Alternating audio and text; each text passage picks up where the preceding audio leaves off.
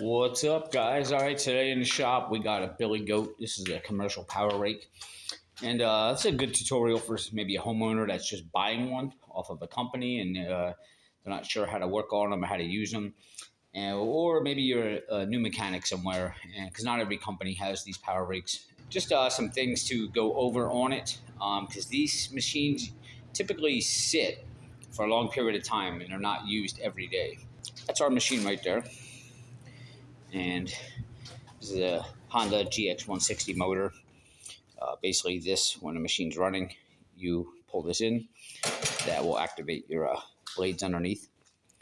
And what you're going to do when you first pull this out, just go over it. Obviously you want to check your spark plug, which is right back here.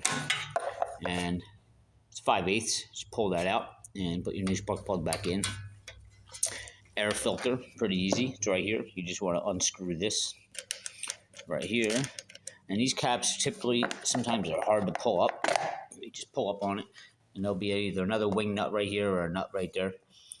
Pull your air filter off, clean that out, make sure there's no mice or anything living in there. Put that back on. The gas, if you had the gas sitting in there for a while, I don't recommend doing it. If you have one of these little pumps right here with a little siphoning hose on it, you can siphon it out. There's a lot of guys that'll just tilt this thing over and pour it out. Or if you really wanted to, you could take the tank off. You got a bolt here, and then you're going to have one in the back there. But the problem with that is the fuel line on these is only about this small coming out of the top here, and it's a little bit of a pain in the butt putting it back on and getting the tank back on. So I would recommend just siphoning the gas out. Another thing is sometimes these GX160s are infamous for this. You're pulling and it's not starting. This is your on-off switch here. Of course, make sure it's on. These go faulty a lot, especially if they're sitting. Mice get in here and they like to chew these wires and such. Or you have your oil sensor, your sending unit here, which basically this thing will not start if it's low on oil. So one of the things you can do if it's not starting, and I did another video on this if you search my channel that says GX160 not starting, but basically if you just unplug the wire here, unplug the wire going to your oil sensor, that will the machine will probably fire right up. Again, make sure that your switch is in the on position here, and your choke would be all the way over there. You can see a sticker for the choke and the gas here, but sometimes these are all worn off. So to choke this, you would go all the way to the left, and the gas, you'll see a little on with an arrow. Make sure gas is that way, choke is this way, and you can throttle up.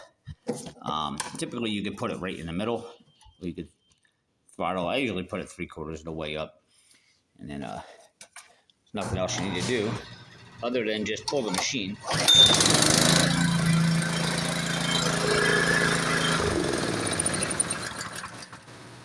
You don't have to have the handle depressed or nothing like that. But just be careful when you do depress this. If you are indoors somewhere, those blades are going to start moving. And make sure that your deck is not down if you're indoors somewhere when that's running, because that's dropping you lower to the ground there. This will be pretty loose like that. When you start the machine, this shaft is going to spin. And being that this belt is so loose, it's not going to spin the belt. It's just going to spin underneath of the belt here. The belt will stay still. When you pull this handle, that's what brings this back, tightens that belt, which actually will then grab onto that pulley and will make that spin. And in return, will start your rakes underneath.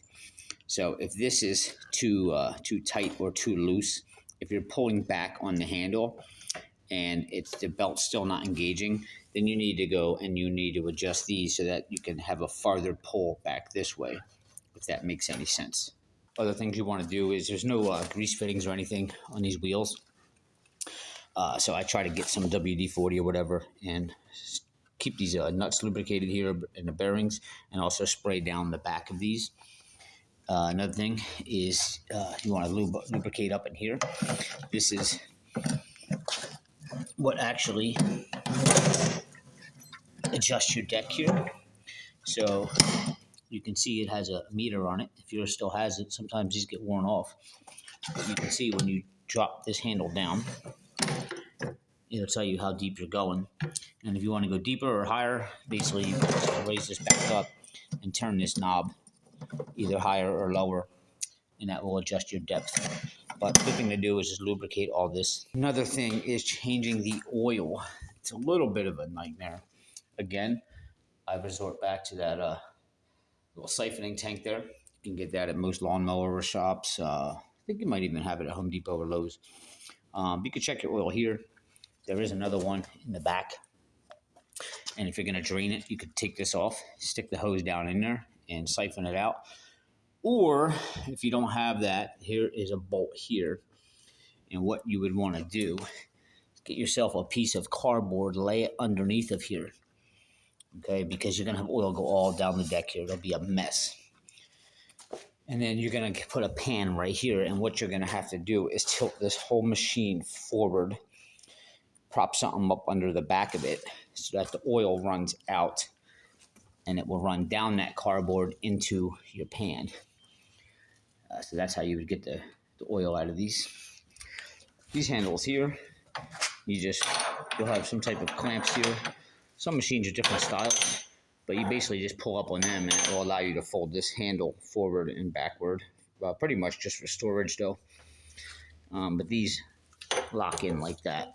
I want to take a look at the blades underneath. So I'm going to prop this up under this machine right here. And you just want to come underneath and check and make sure that all your blades are here. There's none missing. If you're missing a couple of teeth there, you're going to be missing a wide strip in the yard when you're power raking. And you don't want to do that. But if you are missing teeth or have damaged ones, basically you are going to have to remove this bottom pulley here on each side. And you're going to have to remove this cover here. Got a bolt there, and there's another one back there, which will allow you to bring this assembly down. And you can see how they're spaced out. There's like 2 spacers in between each one. And you'll have to drop that shaft down and slide the teeth back on, buy new ones. Another thing too is on these shafts, right in the corners here, you get a lot of like grass.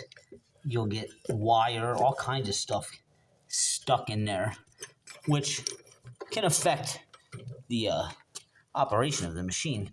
So what I normally do is most of the time it's just grass, and you can try to pull it all out of there, but you can see this gets real tight.